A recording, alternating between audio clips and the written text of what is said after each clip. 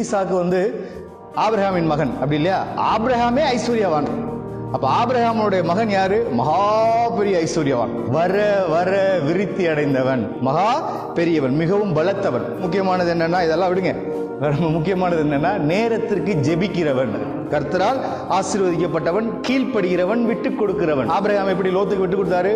நீ தெற்க போனா நான் வடக்க போறேன், நீ கிழக்க போனா நான் மேற்க போறேன், விட்டு கொடுத்தாரு இல்லையா? அதே ஒரு குணம் ஈசாக்கு இருக்கு. கிணறு தோன்றாரு, அது எங்க கிணறுங்கிறாங்க, விட்டு கொடுக்கிறார், விட்டு கொடுக்கிறார். கர்த்தரை தரிசித்தவன், தேவ சத்தத்தை கேட்டவன், புதிய ஏற்பாட்டு தேவ புத்திரருக்கு நெல்லாட்டமானவன். கலாத்தியர் 4:28 படிச்சீங்கன்னா தெரியும். முதல் இஸ்ரவேலன் யார் அப்படின்னா ஈசாக்கு தான். ஆபிரகாமோ சாரோலோ முதல் இஸ்ரவேலர்கள் அல்ல. ஆபிரகாம் பாபிலோனில் இருந்து எடுக்கப்பட்டவர், சாராலும் பாபிலோனில் இருந்து எடுக்கப்பட்டவள். சோ அவங்க இஸ்ரவேலர்கள் அல்ல, அவங்க பிறப்பால இஸ்ரவேலர்கள் அல்ல, வளர்ப்பால பழக்கத்தால தான் இஸ்ரவேலர்கள். ஆனால் முதலில் உலகத்தில் மண்ணில் பிறந்த முதல் இஸ்ரவேலன் யார் அப்படின்னா ஈசாக்கு.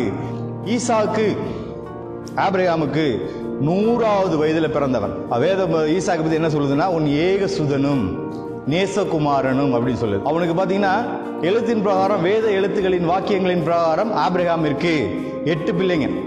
முதலாவது இஸ்மவேல், ஆகாருக்கு பிறந்தவன். அடுத்து சாராளுக்கு பிறந்த ஈசாக்கு. அடுத்து கேத்துராளுக்கு பிறந்த எக்ஸான், மேதான், மீதியான், இஷ்பாக், ஷூவாக். இந்த 8 பேர்ல ஒருத்தர் மட்டும்தான், ஈசாக்கு மட்டும்தான் ஆபிரகாமுடைய ஏகசுதன்.